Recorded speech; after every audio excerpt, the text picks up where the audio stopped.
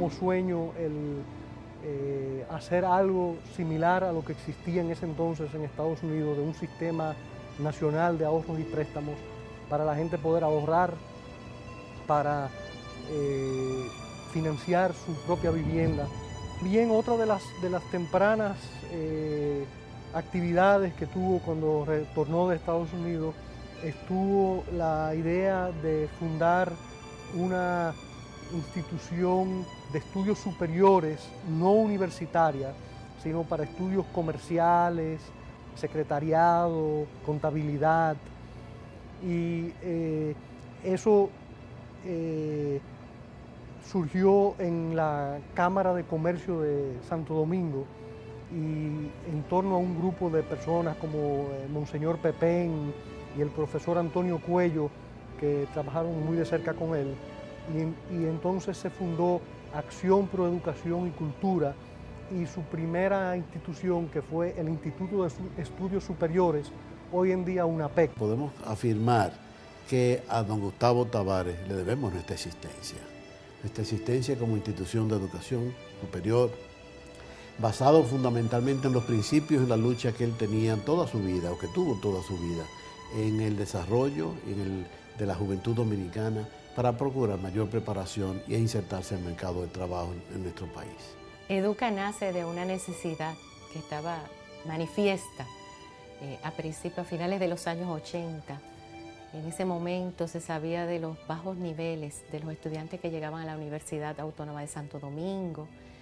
Y entonces esto quería decir que venían unas deficiencias desde la educación básica. En ese momento también el Consejo de Directores de APEC se había reunido con motivo de los 25 años de esa institución y celebraron como un retiro de reflexión, y ahí también estuvieron pensando, revisando lo que había sido la labor que habían hecho en esos 25 años, y se dieron cuenta que en realidad habían hecho una contribución, pero sobre todo a la educación superior. Y es entonces cuando deciden crear una comisión de educación básica, a la que también integraron a otros profesionales, a otros educadores, a académicos de universidades, pero también al entonces secretario de Educación, que era don Pedro Pichardo.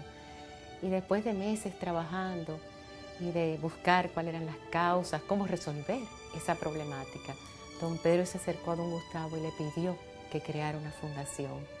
Él entendía que la educación era algo tan importante y un problema tan enorme en ese momento que era imposible que fuera resuelto solamente por el Ministerio de Educación o por el gobierno, y que la educación era una tarea de todos. Don Gustavo Tavares, desde que yo empecé a trabajar con él, se portó como un perfecto caballero. Era una persona terriblemente educada. Bueno, de las cosas que yo más aprendí con mi papá era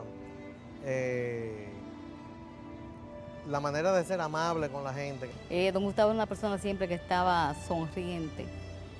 Nunca entraba a su oficina sin saludar, sin decir buenos días a todo el que estaba alrededor de él. Una de las cosas que me gustaba de él es que siempre estaba activo. Era una persona que vivía pariendo ideas, como decía él.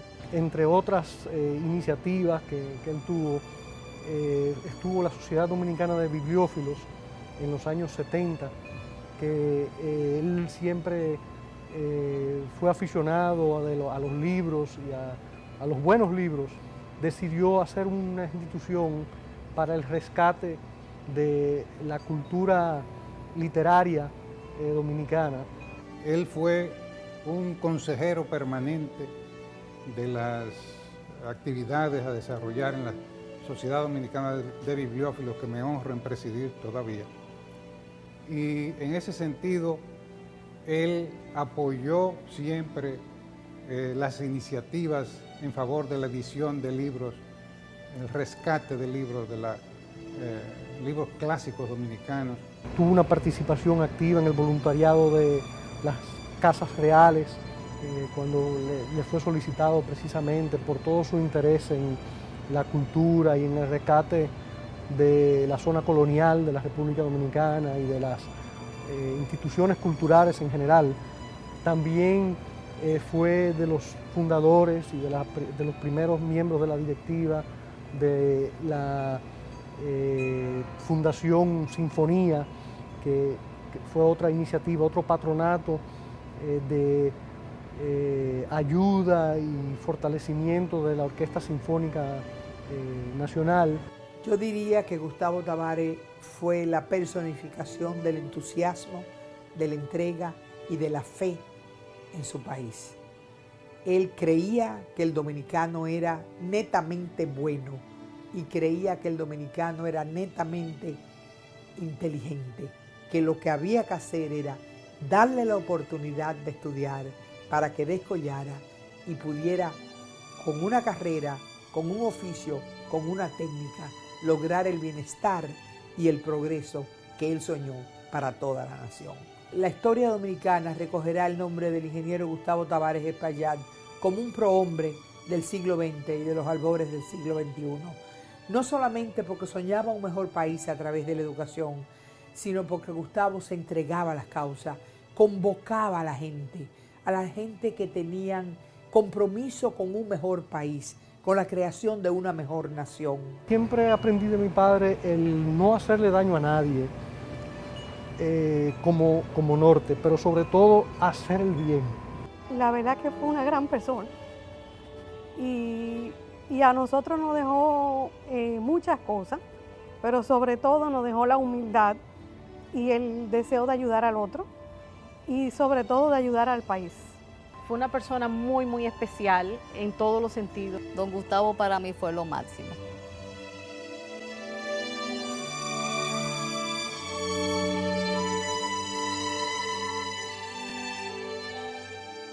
Lo que más me gustaba de mi abuelo era la motivación. Yo siento una gran satisfacción y como una sensación gratificante y tenemos todos aquí que dar gracias a Dios por el privilegio de haber conocido y haber trabajado de manera tan cercana con una persona tan extraordinaria como don Gustavo Tabares. De pensar en todo lo que nos dio y que fuimos muy dichosos de tenerlo realmente. Yo llevo a Gustavo en mi corazón como una persona de Dios, un hombre de Dios. Don Gustavo no solamente fue un gran empresario, pero fue el gran empresario preocupado por el desarrollo social de todos los dominicanos. Hacer este homenaje a don Gustavo no es solo justo, es lo mínimo que podemos hacer por alguien que dio tanto por su país.